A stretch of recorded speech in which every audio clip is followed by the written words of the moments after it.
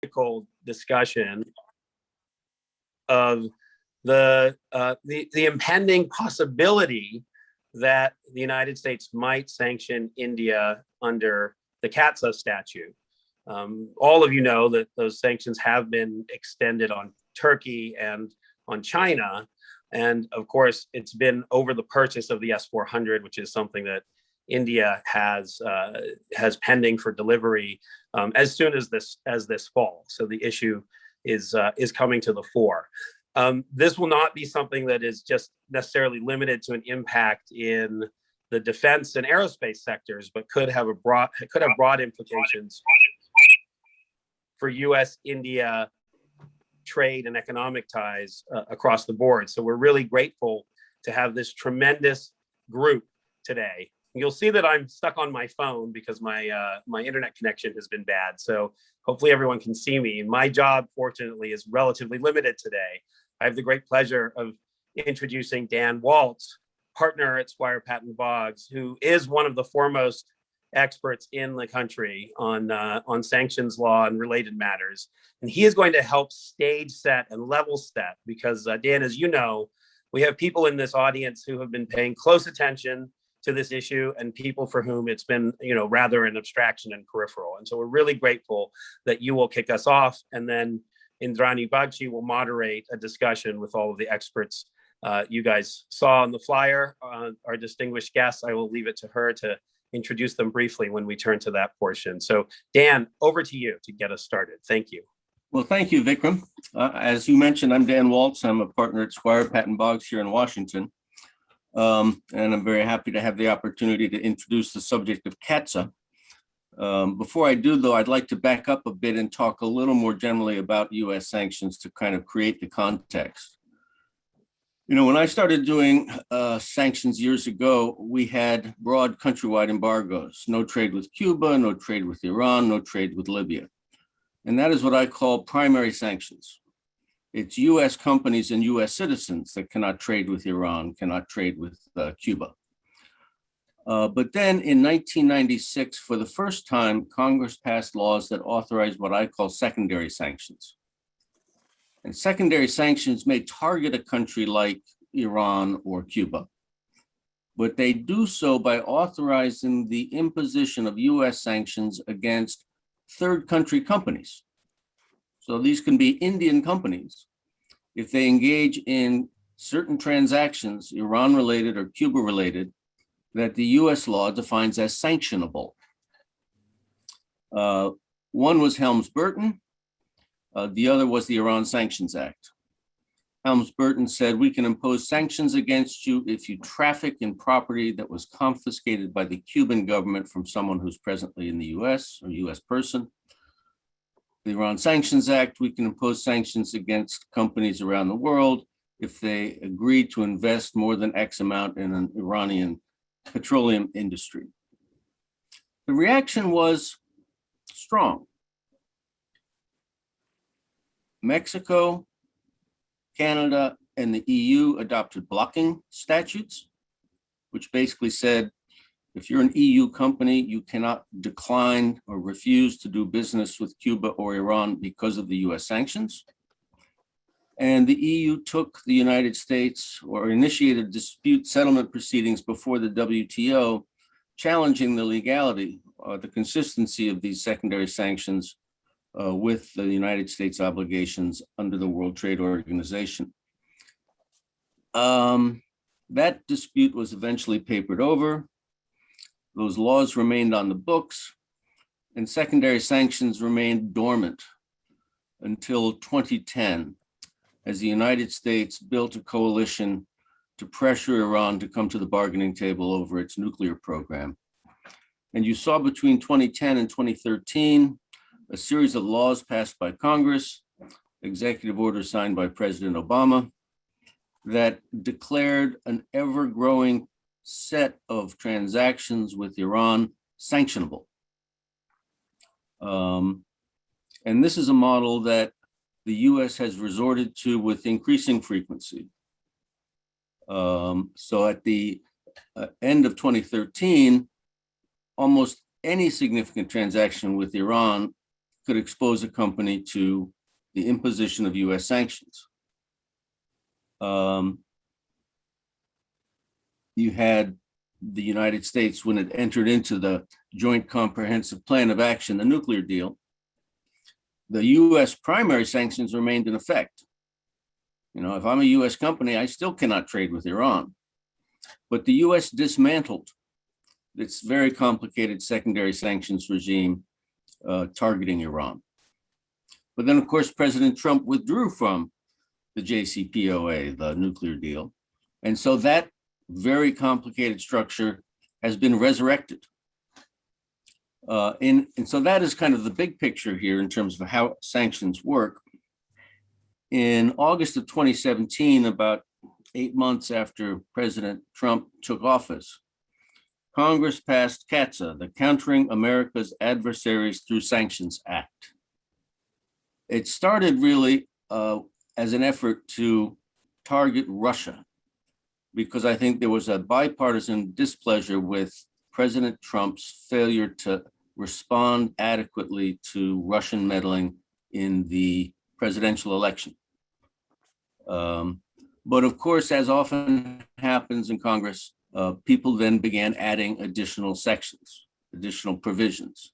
So what it targets is not just Russia, but also Iran, North Korea, Syria, in each case, declaring certain categories of transactions as sanctionable. And as Vikram mentioned, in the Russia sanctions section, one section of the statute said the United States will issue a list of Russian persons, companies, and individuals who are active in the defense sector. And a separate section of the statute says, if any company, any country enters into a significant transaction with one of those Russian companies on the list, that country, that entity may have US sanctions imposed against it. So the US has imposed sanctions against Chinese entities for buying the S-400 anti-aircraft missile from Russia, and likewise Turkey has as well. So that is kind of the big picture, if you will.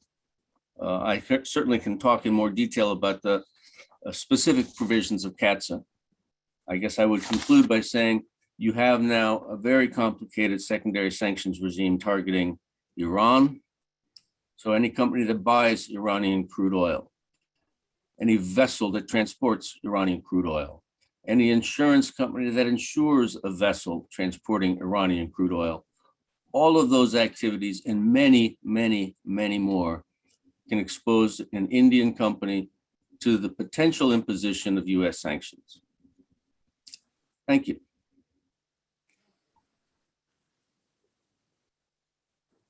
Thank you, Dan. That was terrific. I really appreciate it. Are there any things? I'm going to ask one quick question before I pivot over to Indrani. Are there any things we should expect in terms of how the sanctions of CAATSA sanctions would be implemented on India? That is to say, how are they targeted, and what, if anything, is the mechanism for waiving those sanctions? It's a great question. I'm sometimes surprised at just how effective the threat of the imposition of secondary sanctions can be, because in fact, very few sanctions have actually been imposed. I mean, you saw following 2010, a lot of countries stopped buying Iranian crude oil. They did not want to be sanctioned. So the actual imposition of sanctions is very much discretionary. And I think it's safe to say they are imposed judiciously. And I expect we'll see that especially under a Biden administration. And the State Department has stated repeatedly that before imposing secondary sanctions, it will reach out to the potential sanctions target and enter into some kind of a dialogue. And this is for several reasons: to provide that sanctions target with an opportunity to explain, no, I'm not doing anything that your law declares sanctionable. But I think equally important, to allow the potential sanctions target to say, okay, thank you for visiting. We will stop doing what you think is sanctionable, so as to avoid the imposition of US sanctions. Now, I'm not sure that has always been the practice, but that is what the State Department said when the laws targeting Iran began to be passed in the period 2010-2013. And I certainly expect that in the case of a country like India, which is a good US ally, there'd be more cooperation than confrontation. Right. And of course, the concern is that a US NATO ally, Turkey, was not able to avoid CAATSA sanctions. Presumably, there were efforts made to do that, but eventually they did. They did end up sanctioned and having their participation suspended in the F-35 program, which of course is a marquee defense program. Yeah, but that was after lots of dialogue. Turkey should not have been surprised that the US eventually imposed sanctions, because the US had been telling Turkey, don't buy that weapon system, or you may have sanctions imposed against you. Well, this is going to tee up a really interesting discussion, and I think it might be a slightly depressing one. You know, by way of background, when I was Deputy Assistant Secretary of Defense, we were not able to offer the Indians at that time any alternative to the S-400 when they spoke to us about their need for an intention to buy, you know, a more advanced air defense system. And we finally did that under one of my successors, Joe Felter, only after the Indians had made the agreement to buy the S-400 at head of state level. So it is a path that is this is sort of like two big ships heading towards each other in the ocean with low likelihood that they can turn fast enough to make a lot of to change their course. And so with that, I'm going to hand over to Indrani for a discussion with our collective experts. Indrani, I think you're doing a quick introduction, but if you're not, then I'm happy to do that, of course. Yeah, hi Vikram, and hello everybody. Good evening from New Delhi. I thankfully have very little to say today, but we have a fabulous panel on board, and I will just give you brief introductions as we go along. May I call on Ambassador Mulford, who is an old friend of all of us journalists here who covered the nuclear deal between 2004 and 2009. Ambassador Mulford right now is a distinguished visiting fellow at the Hoover Institution at Stanford, but we know him best at Roosevelt House. And welcome, Ambassador Mulford. The floor is yours. Oh, thank you very much, Indrani. That's very kind. And I would say hello to everybody. I'm delighted to be here, very honored to have the chance to make a statement, which I'm choosing to do in a rather precise fashion because of the importance of this issue. There are serious problems with imposing sanctions, especially when sanctions have been overused, sometimes in a casual fashion, mainly to be seen to be, quote unquote, doing something in a difficult situation. The first problem is the unintended consequences that often follow sanctions, causing damage to US relations with the target country that can be difficult to manage, hard to later remove, and even harder to forgive and forget. Second, if sanctions are deployed from a position of relative weakness, they can call into question the authority of the nation imposing them. These risks of imposing sanctions are highly relevant today for the United States, if it is considering sanctions to apply to India for purchasing Russia's S-400 missile defense system. As a matter of priority, we should be very much aware that the title of the CAATSA legislation we are discussing declares that this law is aimed at adversaries of the United States. India is not an adversary of the United States. In fact, quite the reverse. It is a country with whom we are developing the most important geopolitical relationship in the world today, and a strategic economic partner that is essential for US interests in the Indo-Pacific. Imposing or even talking loosely about imposing sanctions on India is, in my view, unthinkable at this time. India will see itself as facing new and probably dangerous fallout from the humiliating and destructive defeat of the United States in Afghanistan. The last thing we should be doing is threatening to impose sanctions on India for making a decision they see as essential for their national security.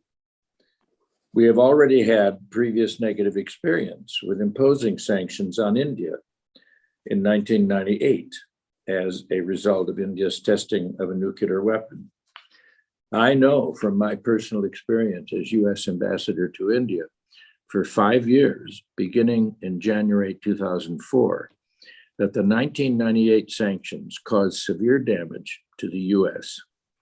They set back US-India defense, space, and commercial relations by something like 7 to 8 years into the early 2000s. Our defense sales fell practically to zero during these years. Trade and investment languished. The United States was not trusted in India, despite the fact that the 1998 Clinton sanctions were in fact lifted by President George W. Bush in 2001. The economic damage and embarrassment to India was not forgotten and took years to recover from. We became tentative strategic partners, not formal allies. India's lack of trust in the dependability of the US was expressed to me on countless occasions early in my term as US ambassador, together with what many Indian leaders saw as a double standard by the US on terrorism conducted by Pakistan in India, which became widespread and more violent as of 2005. The US and India continued to share intelligence information during this period, but operational intelligence cooperation was not a feature of our relationship until November of 2008, after Pakistan instigated the Mumbai hotel attacks. What, you may ask, changed the downward spiral in US-India relations at the turn of the 21st century? The main reason is the Civil Nuclear Agreement initiative launched by the US in March of 2005 and concluded in October of 2008 as a comprehensive success for US-India relations and for India's status as an emerging major power. India had achieved full access to the world of civil nuclear technology while retaining its strategic nuclear defense program in full compliance with the rules of global nuclear architecture as recognized by the world's 45-nation nuclear suppliers group in 2008. Since then, US-India relations in all fields have strengthened dramatically and deepened in many critical ways. In conclusion, it is important to understand that prior to launching the US-India Civil Nuclear Agreement, the United States took steps to show its respect and good faith to India by undertaking a joint short-term and friendly negotiation to reduce barriers to high-tech trade left over from the period of active sanctions.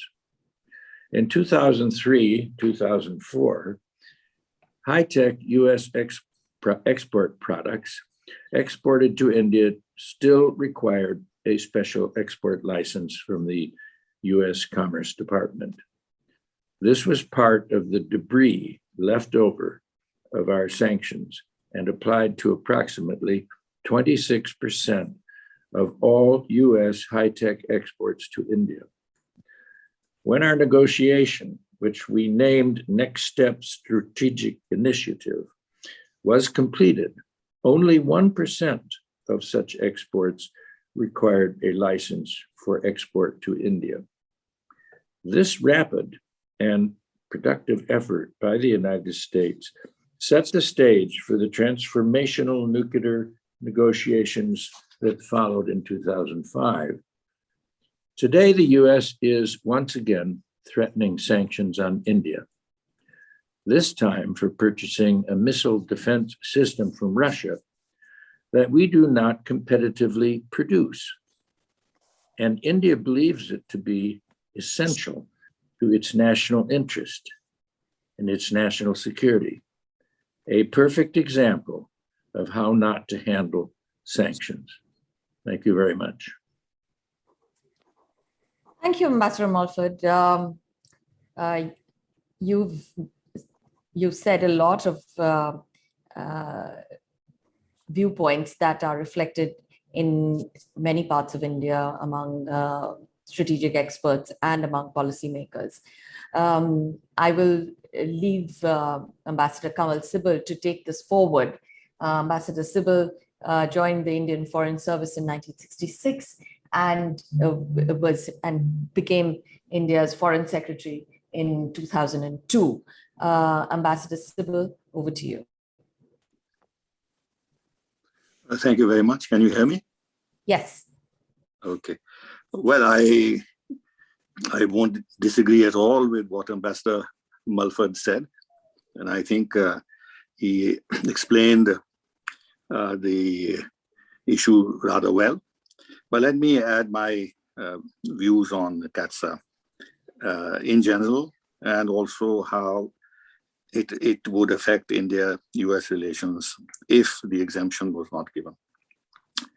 I think there are some in-principle objections to CAATSA because the extraterritorial application of US law is contested even by the allies of the United States. It interferes unnecessarily in relations between third countries. Adversaries of the United States have to be treated as adversaries by others, even if bilateral relations in these countries, between these countries are friendly and without problems. It also, I think, contradicts the position that the United States rightly takes internationally, and particularly now on the rule of the law. I think it also erodes multilateralism. It is anchored in power politics, not in principle or anything. Because the United States has been saying in the past that countries have to choose between access to the United States financial system or accept sanctions or punishment if the US laws are defied. Now, just take for an example, if the Indian Parliament were to pass a law that exposed United States companies to Indian sanctions for military relationship with Pakistan, for instance, if those laws were breached, I don't think the United States will be particularly bothered, because at the root of this is power disparity. Furthermore, I don't think the United States sanctioning of Russia for legitimate domestic reasons has any sanctity under international law. It is not, these are not sanctions which have been approved by the United Nations. But leave that aside, specifically in relation to India. Firstly, India signed the contract for S-400 1 year before CAATSA was legislated. It would be a case of retrospective application, which again would be wrong in principle. India has repeatedly told the United States privately and publicly that it is committed to the S-400 contract. There have been strong voices in the Trump administration which oppose the application of CAATSA to India, and I cite Defense Secretary Mattis as an example. And he worked very hard to carve out an exemption for India in the legislation without naming India, of course. But Trump did not exercise that exemption option. I find that the US leaders have played for time all along on the issue of application of sanctions, saying that the issue will come up when the contract is implemented, and we are yet far away from it. I was a bit surprised that Defense Secretary Lloyd Austin, when he came to India, and Secretary of State Blinken, also when he visited India recently, have maintained that line, adding that the law has been explained to India and the US law will have to be followed. There is behind this an underlying threat to India, which I think in the context of relationship today was not very wise. Now, the first deliveries of S-400 would be at the end of the year. And then, of course, we will know what happens on the ground. I think the United States understands very well that Russia remains our biggest defense partner. It is a trusted partner. And India simply cannot afford to damage those ties. What if Russia, not that it's going to happen, were to adopt a similar law, imposing restrictions on India on acquisition of weapons, and especially if India were to go in for acquisition of US weapons?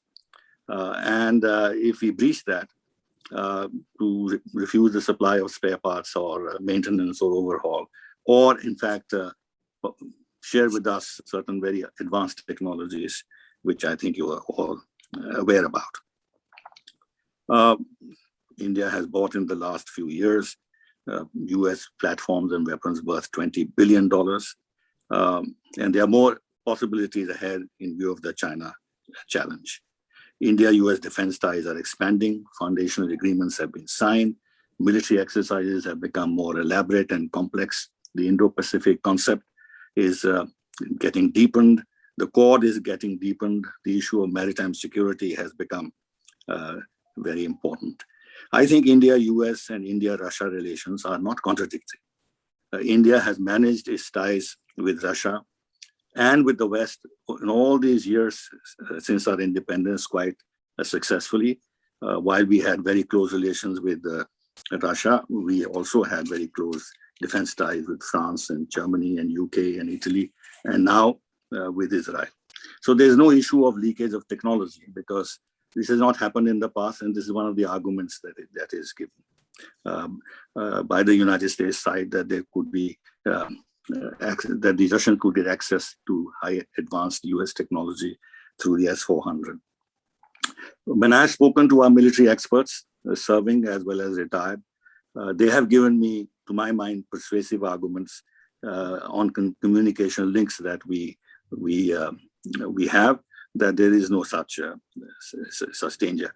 But I would say that Russia can feel equally concerned about its equipment becoming vulnerable to US prying, because we have exposed all our military assets, the advanced aircraft, advanced ships, in our exercises with the United States, time and again. In fact, these planes even have flown to the United States of America.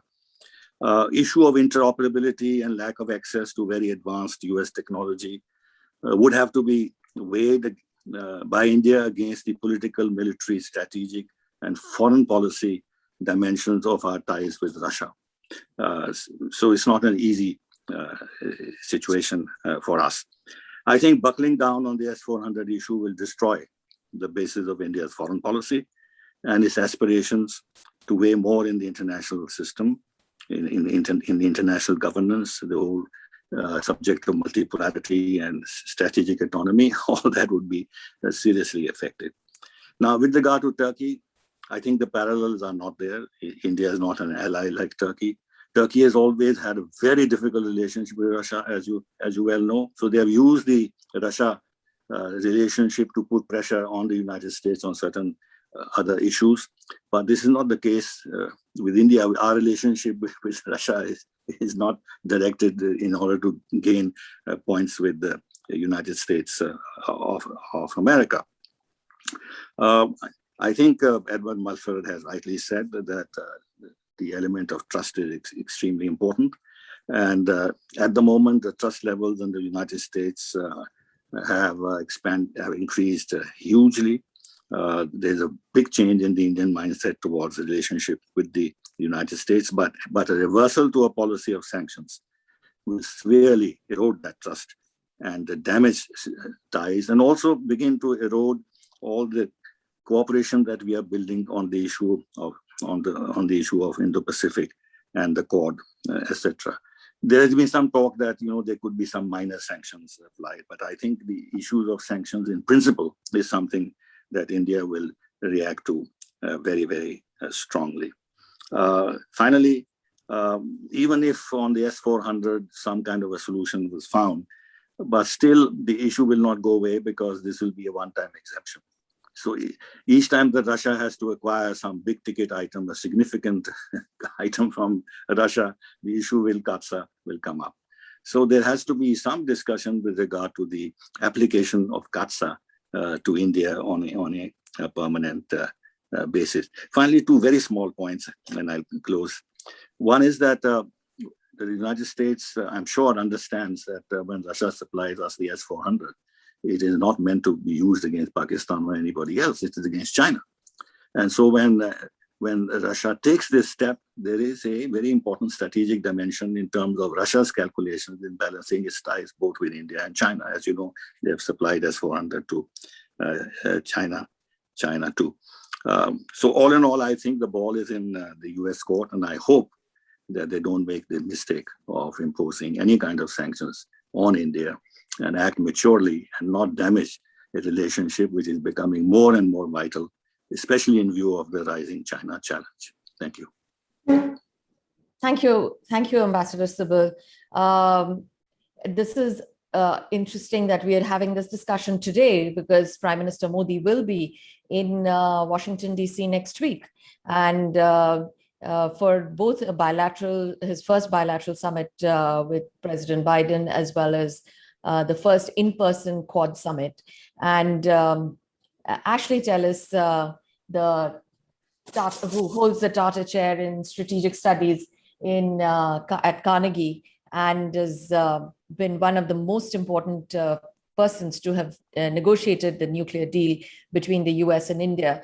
We'd like to listen to your take on how this might affect both the bilateral relationship and the larger strategic space that we both occupy at this moment. Ashley.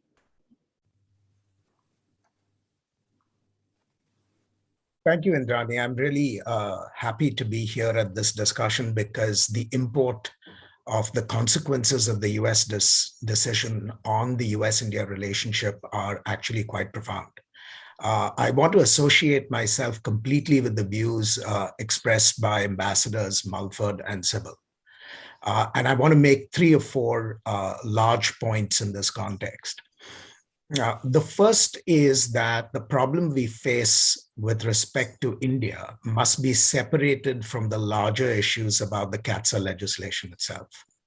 I'm actually quite sympathetic to the CAATSA legislation because I see that as a justified response on the part of the United States to what Russia has done, both in Europe and in terms of US domestic politics over the last several years. So we can debate whether CAATSA is the most effective response to that Russian behavior, but that is a separate question. One can hold simultaneously that the CAATSA legislation is justified, but its application to India is not. And that is the position that I take, that the CAATSA legislation as applied to India is fundamentally counterproductive. And that's the point I'm going to argue today. So the first point to recognize is that India has become an inadvertent bystander in a larger problem between the United States and Russia, and between the executive branch and the legislative branches in the United States. This is not a problem that India provoked. And the solution to this problem should not be found on India's back. We should not be thinking of foreign policy in a mechanistic legal sense, but must be prudential enough and smart enough to understand how context ought to change our application of our laws. And it is precisely because the arguments that both Ambassadors Mulford and Sibal made about context that allows one to justifiably argue that whatever the logic, significance, and importance of the CAATSA legislation is, it can still be used to give India the waivers that I think are completely justified in this case. And to my mind, there are two clear reasons for why this waiver justification is actually tenable here. First is that India is not a US ally, and therefore India's freedom to trade with Russia should not be impacted by US domestic legislation. We never had the expectation when we were working on the transformation of the US-India relationship that India would cut off ties with its own partners around the world. We had very difficult discussions at that time with respect to India's relationship with Iran. And we reached mutual accommodations because I think both sides were respectful of the autonomy in foreign policy decision-making that both sides treasure. So it is completely consistent in my mind to hold Turkey to sanctions because its alliance membership subverts our collective obligation to mutual defense in a way that a waiver for India does not in any way implicate, because we have no collective defense agreement with India. India's acquisition of the S-400 does not undermine US military policy in any way.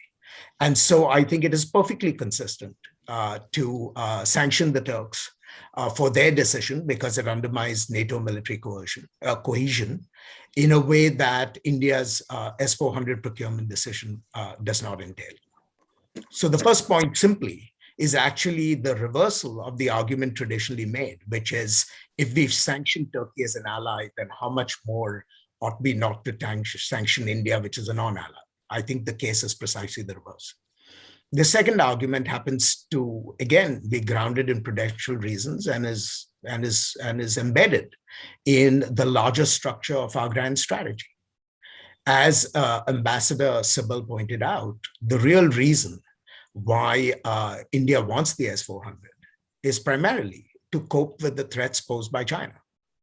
And anything that India does to strengthen its defense in the face of an increasingly assertive China is something that the United States should simply encourage. There are limits to which the United States can go in terms of providing India an effective defense against China. But there should be no constraints on what India should be permitted to do in terms of beefing up its own defense against China. And to my mind, if we end up not giving India the waiver on the S-400, we will in effect have put constraints on India's ability to defend itself against China. And I don't see how anywhere in the real world one could make the argument that that somehow advances larger US national security interests.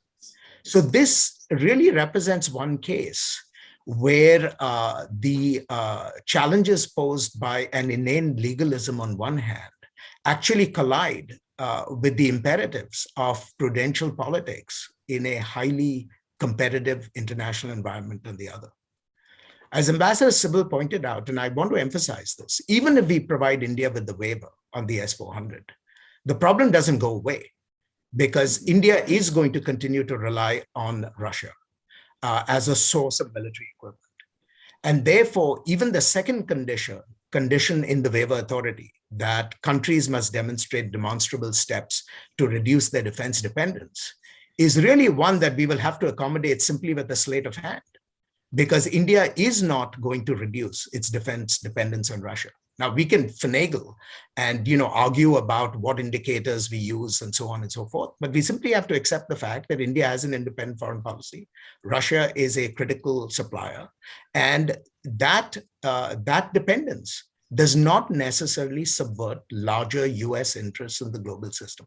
And so I think the longer term challenge that we have is really not to simply use the waiver authorities under the law, but to actually think in terms of some kind of an amendment that would get India out of this conundrum which has been created in the first place. And it's a conundrum of our making, not India's making.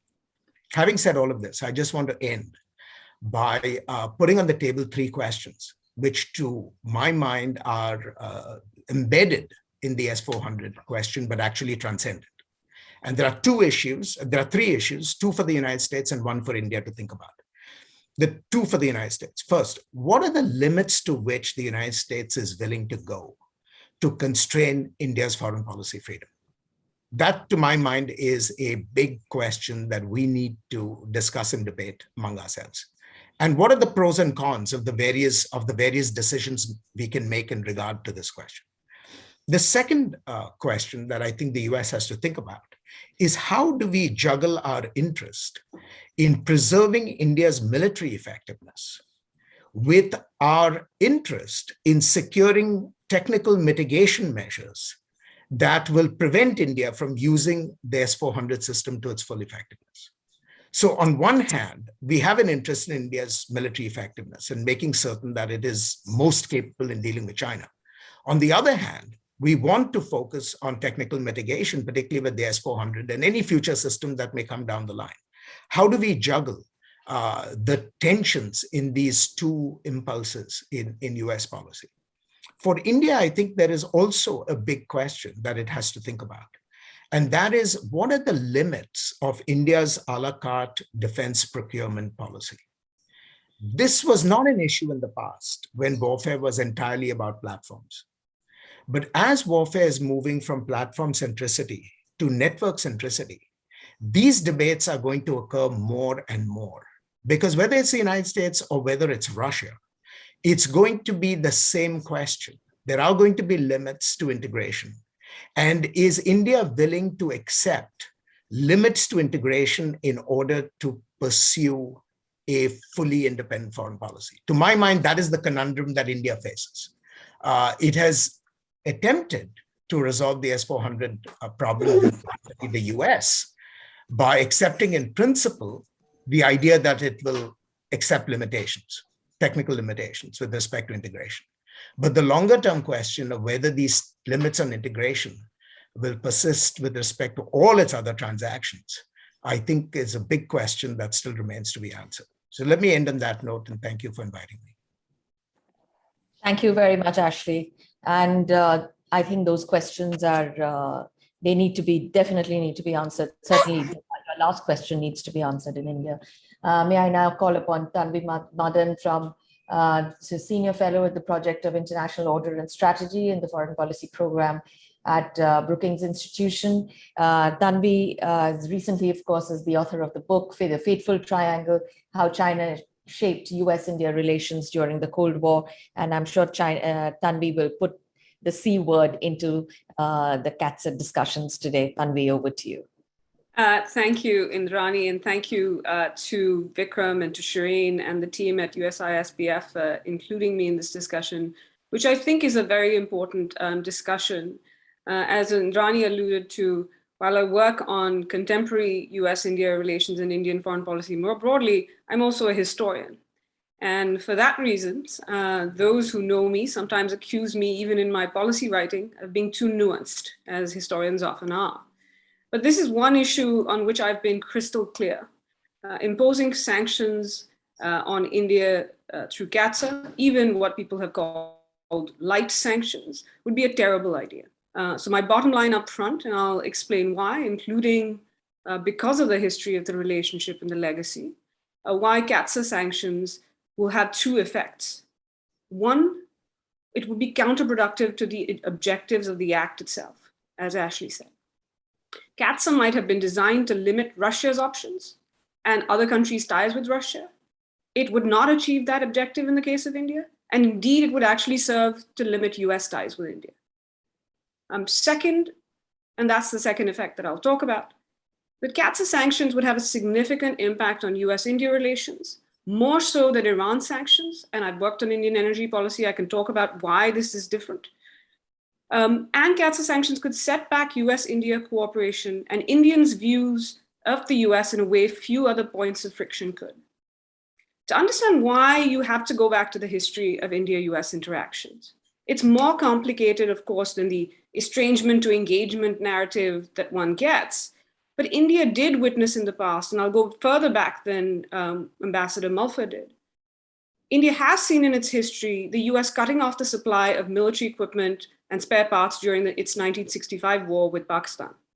It also saw the US stepping back in 1971 from promises to help India if China attacked, just as Delhi was facing a potential war with Pakistan.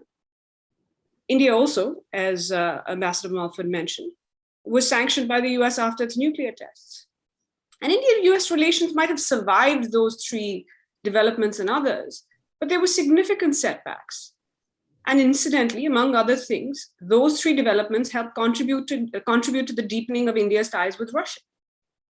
These developments also left a certain perception in India that as a partner, the US was A, unreliable, B, attached too many strings or conditionalities, and C, it weaponized interdependence and therefore curtailed India's strategic autonomy. Beyond all that, it also left a perception, the one that I grew up with in India in the 80s, that the US was out to actively stop India's rise. And that has been a significant change in recent years, where the US is seen as the country that is helping facilitate India's rise. But this perception of unreliability, too many strings, weaponizing interdependence, was the driver of Indian hesitations about partnering with the US. When Prime Minister Modi a few years ago said to a joint session of Congress that the US and India have overcome the hesitations of history, I beg to differ on that, because those hesitations still lurk, including within government. Those of you who have worked with ministries, including the Defense Ministry or the services, you see that these hesitations still lurk. And CAATSA sanctions will bring them back to the fore, introducing those concerns and skepticism of the US to new generations of Indians who haven't been US skeptics. They will also be used by three groups to bolster their arguments against a US-India relationship. One is US skeptics in India who have criticized successive Indian prime ministers, Prime Minister Vajpayee, Prime Minister Singh, and Prime Minister Modi for deepening ties with the US. They have often pointed to this history that I outlined, and they will use CAATSA sanctions to say, we told you so, that the US is unreliable and it will use its leverage to constrain India's choices.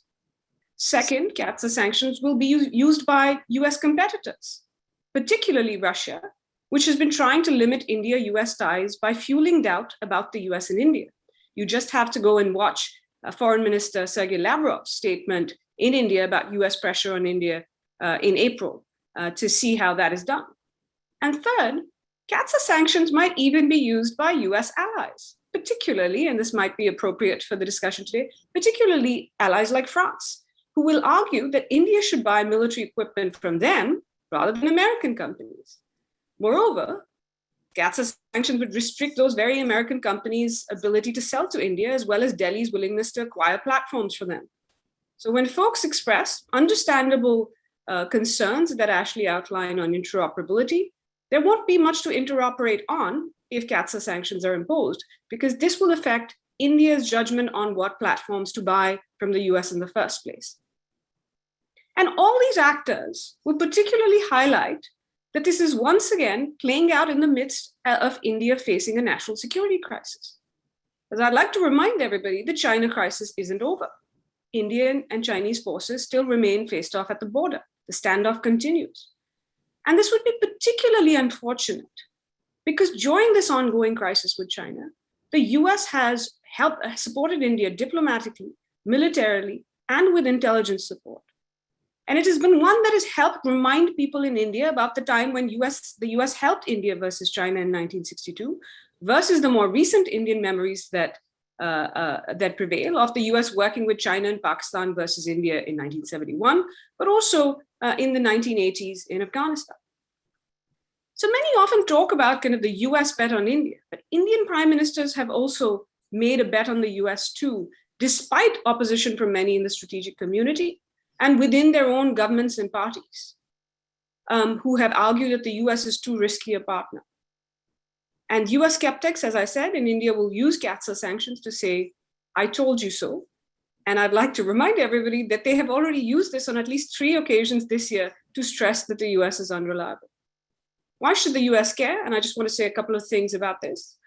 One of the reasons India cooperates with the US across a range of domains, not just vis-a-vis China, working with American counterparts to manage differences, is because it sees the US as strategically useful. Sanctions would have an impact on all this cooperation across various domains and the buy-in. Meanwhile, it would also do little to damage India-Russia ties and might even help them. You have to understand where India-Russia ties stand. And India-Russia relations today have both elements of continued Russian relevance to India as a supplier, for example, not just of military equipment, but spare parts in particular, which is crucial to India. Anywhere from 50 to 85% estimates vary of existing Indian equipment is legacy of Russian origin. And you cannot expect India to give that up overnight, for instance. But there's also, I think, sometimes not an understanding that today's India-Russia relationship is not the Cold War partnership. And you've already seen divergences on two fronts. One on the strategic side, where on India's two biggest concerns, Russia, China and Pakistan, there's actually been divergence between Russia and India. Until recently, there was also divergence on the question of Afghanistan, where Russia was engaging Taliban while India wasn't. Second is kind of more on the defense side. While Russia remains a top supplier and will remain a top supplier, its share of Indian defense import expenditures is not what it was. To give you an instance, between 2001 and 2004, according to SIPRI data, and I know people have problems with, Russia had a share of 77%. Between 2017 and 2020, this was 45%. While one large acquisition could change those figures, it is true, India's turn to additional suppliers is evident. So when CAATSA talks about diversification, this is already taking place. In these last few years, the shares of France have been 23%, US 14%, Israel 10%, and South Korea 4%. And so this diversification is already happening. So with its close partnership with China, developing ties with Pakistan and engagement with Taliban, Russia has already been doing enough to affect its image in India adversely and even restricting the partnership on its own. Why would the US come in its own way, come in Russia's way of doing this? At the end of the day, this is going to be a political call on CAATSA sanctions, based in part on the Biden administration's judgment about India's utility regarding its strategic priorities. But I will say, I think this is a terrible idea. And I agree with everybody who has said, the longer this sanctions issue is kept dangling like a sword of Damocles over the head of the US-India relationship, it will have long-term costs because it will continue to fuel these questions of unreliability that exist from history in the relationship. Thank you, Tanvi. Excellent points by all the speakers, and I actually do agree with most of them. I believe Tanvi referred to this, but it is not so well appreciated in Washington how much US is important for India's defense acquisitions. I mean, if you just look at the rollout of defense sort of systems, equipment, platforms that India has been acquiring, it's much more than divergence. Actually, there is a definite that at least appears to be a definite pivot underway. And would you want to really stop that pivot in its tracks? Between 2000 and between 98 and, or rather between 2000 and 2020, I think everybody on the US-India relationship, particularly the corporate sector, has worked really hard to overcome this trust factor. I'm not sure either side wants to go back to negotiating that particular trust factor yet again. I mean, if you just look at, just to go back to the previous point, if you look at our strategic transport airlift capability, it is all American. It's something that we now take for granted, but it's only the C-17s and the C-130s that are doing this job. You see less and less of the IL-76s and the AN-32s. So does anybody really want to disturb what is becoming a virtuous relationship? However, let me now go to questions, and some of them are coming up here. For anybody who wants to answer this, or should I just assign them to people? Does putting India on the CAATSA list show that the trust issue between the two nations hasn't gone away? Also, anything that we can learn from Pakistan in the way that they have handled the US versus China? Now, that's an interesting one. Is there anything that the US-India relationship can learn from Pakistan? Ashley, can I turn this to you? There are elements of this, Indrani, that sound like a trick question, but let me address both parts of it actually quite directly. I don't think the CAATSA issue per se is about trust in the US-India relationship, because as many have pointed out, India is really an inadvertent target of the legislation, which was devised for reasons that had nothing to do with India.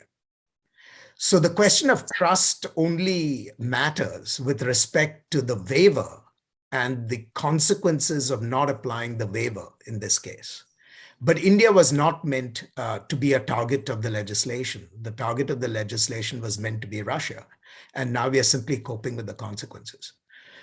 On the second part of the question, I don't think there's very much to actually learn from Pakistan. And to me, the 2 points of difference are the following.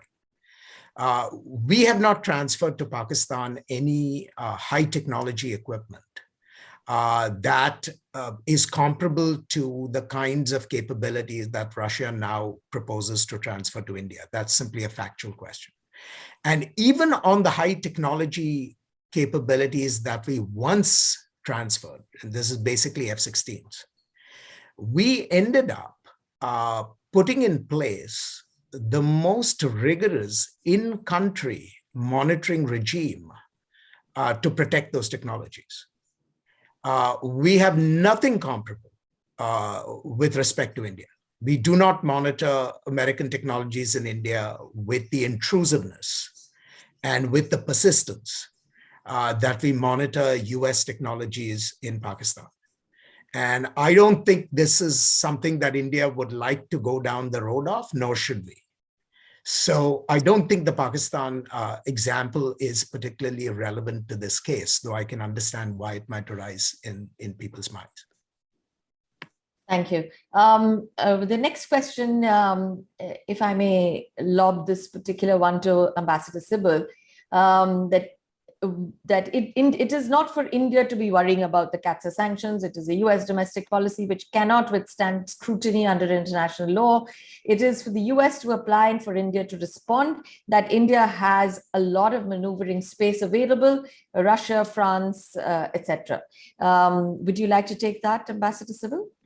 I think that skirts the issues that have been raised in these discussions about the trajectory of India-US ties, the element of trust, how will it affect future India-US ties in general, not limited to the area of defense, and what would be the meaning of India being a defense partner of the United States and now eligible for transfer of technologies at the same level as the NATO countries, because all that is based on a certain degree of confidence and mutual trust.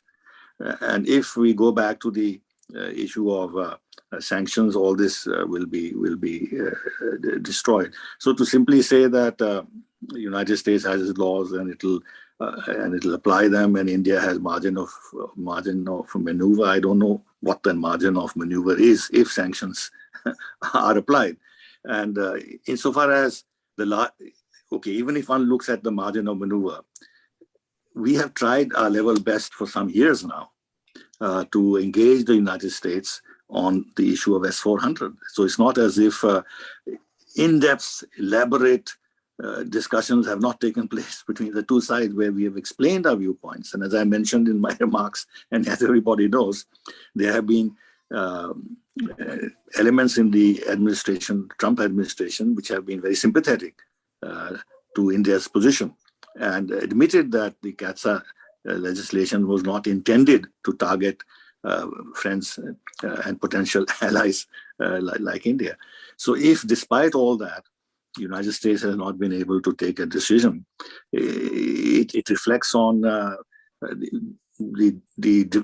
how should I say, some kind of lack of clarity on the US side on what to do about this. And if they exempted India from sanctions, how this will impact the domestic politics in the United States and some lobbies which are not particularly friendly towards India, and then expose United States to accusations that they are double standards, that they sanction Turkey but not India. So I think the ball is in the U.S. court. But if you allow me a little reflection on the earlier question, I think I have heard in some of the discussions that I've been participating in that the United States wants to be the principal defense partner of India. And there is a clear desire on the part of many lobbies to dilute the strength of India-Russia defense ties.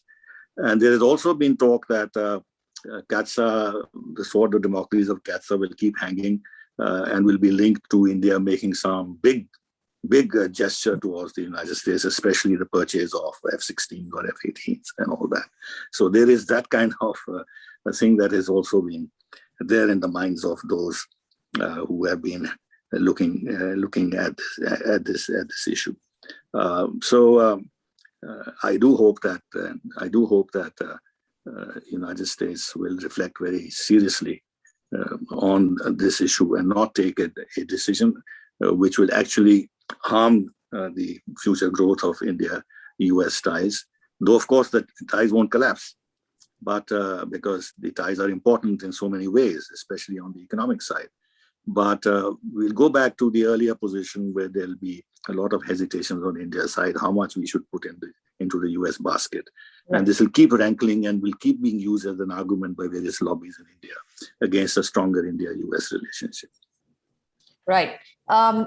Is a two-finger intervention from both Ashley and Tanvi. Ashley, you go first.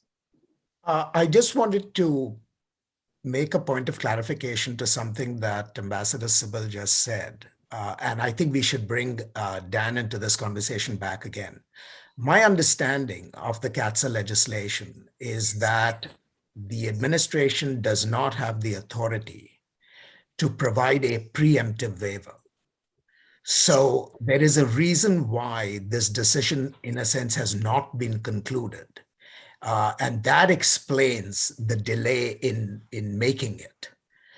My understanding is that the sanction waiver can be applied only after the transaction that precipitates the action is consummated.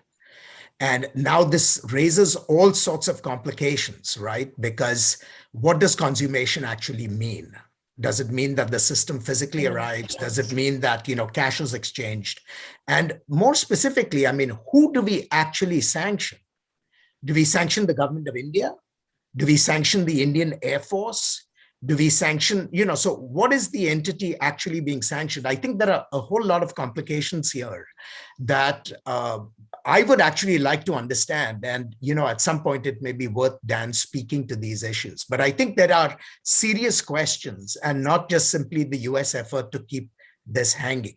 I also want to make one other point in response to Ambassador Sibal's last elements of the interaction. I don't think there's anyone in the Biden administration who is attempting to trade off a sanctions waiver for an Indian purchase. That was very much part of the Trump administration's, mentality. But I think the issues in the Biden administration are somewhat different and not related to a quid pro quo with India. Yeah, Tanvi, you had a point. I did, Indrani, but I was also thinking as we're having this discussion that think about the opportunity cost of all this, where instead of talking about, all the things that the US and India are doing, could do, we're talking about a problem that is a little bit of an unforced error, and it's typical, it's classic, like unanticipated outcomes, as Ashley pointed out, legislation. I want to make 2 points. One on the trust question. I do think sometimes we forget how far the US and India have come in a very short space of time. Okay. 20 years ago, there were US sanctions on India. Today, the US is perhaps India's closest partner across a range of issues, and perhaps the broadest relationship that India has with any single country across 4 or 5 pillars. There isn't any domain, including advanced technology, where there isn't discussions, and very sensitive, for example, intelligence sharing these days, etc. But there are lingering kind of questions, as Ambassador Sibal outlined as well, that haven't gone away. And so as we think about the US-India relationship more broadly, particularly given the rise of an assertive China, the question is, do you want to take the moves that will reinforce the building of trust that has happened? And this has been helped, for example, over the last few years by the US helping India in crises. That's when you judge who your friends are. And the US was the only country last year that, without mincing words, supported India on the China crisis. It is the only country that did that in a way that others didn't. Even during the crises with Pakistan, for instance, you saw the US and France step up to the plate much more so than even Russia, for example, which was a little more constrained and offered to mediate, which it knows India finds really annoying, and even the Indian ambassador to Russia pushed back on that. So this trust has been built, including by cooperation in crisis. Would you want to reinforce that trend, or reinforce the trend of continuing questions about US reliability? Second point is about, somebody asked about what you can learn about Pakistan on handling US-China relations. I'll flip it. I actually think the US could learn a few things from Russia about how to engage with India. And one of these things is, it's not like Russia doesn't ask India to do certain things or wanted to do certain things. It doesn't do this publicly. It does not demand that India make choices publicly. It's not that the Russians have been entirely or always reliable. They, after all, were unreliable during the 1962 China-India war. But again, they have also found ways to prove their reliability over time. And that has also been during crises. The US is not going to do everything the Russians do to get defense acquisitions, India to make defense acquisitions. I wouldn't want the US to do some things that are done. Having said that, Russia also offers India certain kinds of technologies that others don't. And the US might not want to. Other US allies might decide to. But it is a reality that India is not going to decline those choices if it thinks it's in its national interest. And as Ashley pointed out, if those actually help India counter China, balance China, however you want to think about it, then the question has to be asked whether, is that a bad thing? Thank you, Tanvi. Yes, Ambassador Mulford, I was coming to you. And there is another question there which you might want to address, which is how far is the domestic political divisions in the US, how far would that affect US approach to the India-Russia relationship? Ambassador Mulford, and your own point that you wanted to make. Well, first of all, I'd like to say I agree with the points that people have made around the table, and I'm very glad to hear them. But I wanted to take another step, and that is that, as I indicated in my comments, there is enormous amounts of detail for reflection and action and so on in this issue. But I'm going to come back to the point that the basic issue is pretty simple. If you're going to attack your best friend as an adversary through legislation which runs out of control in terms of legal application and so on, you will get a result very simply that is hostile, that is damaging, and that over time undermines that relationship. So that's a very simple concept, and we shouldn't lose sight of it. Secondly, I'd like to make a historical point that I think is very, very important here. And that is that the question of a solution to this problem lies, I think everybody agrees, in the United States Congress amending the legislation, specifically for the purpose of making India an exception. Now, there's historic precedent for this, very, very importantly. In the course of the civil nuclear negotiation with India, we had to amend the U.S. Atomic Energy Act for the first time by indicating that India was named in that amendment as an exception in the application of this civil nuclear law. And India was going to be allowed full access to civil nuclear technology, and at the same time keep its strategic nuclear program in place. That was a revolutionary idea, and it took leadership from the President of the United States to accomplish that.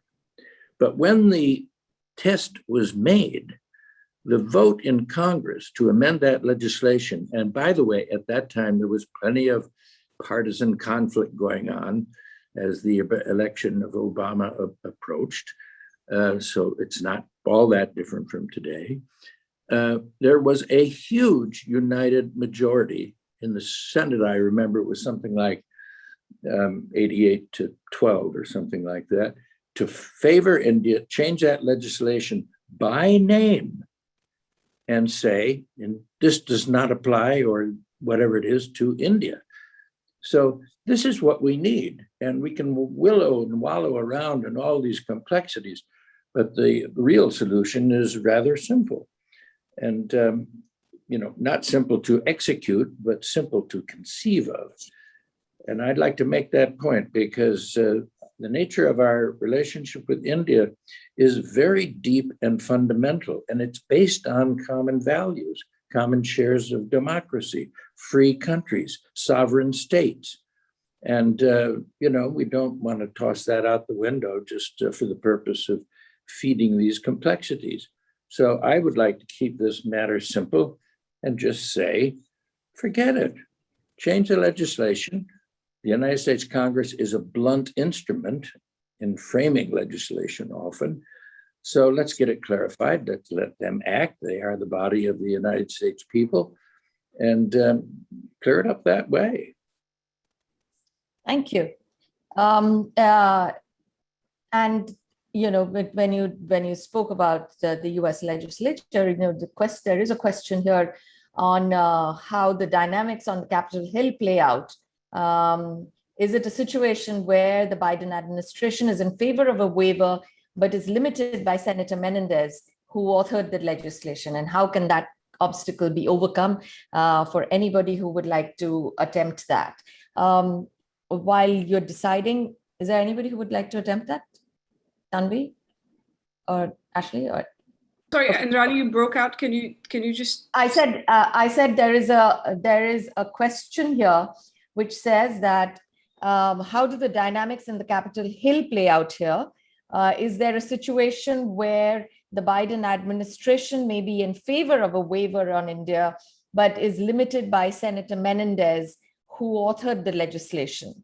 And how can that obstacle be overcome? I think it goes to what Ambassador Mulford was saying, that the way forward is to actually just amend the act.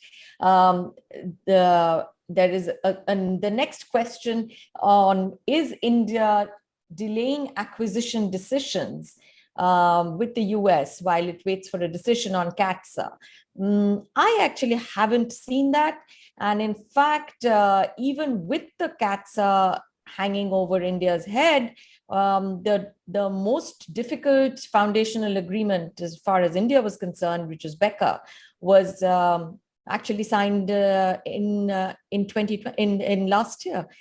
So I'm not so sure that they're delaying acquisitions, but I have heard people in the Indian government saying,